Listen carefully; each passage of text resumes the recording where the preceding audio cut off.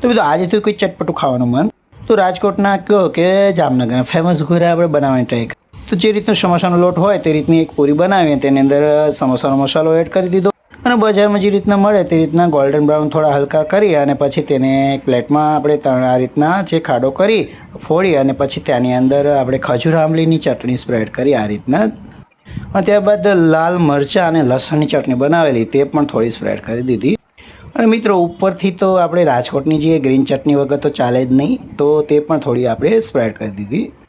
અને ઉપરથી ફરીથી પાછી ખજૂર આંબલીની ચટણી સ્પ્રેડ કરી અને ઉપરથી નાયલોન સેવ ભરપૂર માત્રામાં આપણે સ્પ્રેડ કરી અને બીજું શિંગદાણા ન હોવાથી આપણે ચણાની દાળ આ રીતના સ્પ્રેડ કરી જેનાથી સારો એવો ક્રન્ચી પણ આવશે અને ભરપૂર માત્રામાં લીલા ધાણા એડ કરી અને તેના ઉપર ડુંગળી આપણે આ રીતના બારીક સમારેલી સ્પ્રેડ કરી. તો બીજું આપણા ઘૂઘરા એકદમ તૈયાર છે ખાવા માટે અને દીકરીએ તો ટેસ્ટ કર્યો અને પપ્પા બહુ મસ્ત બન્યા તેવું કહ્યું.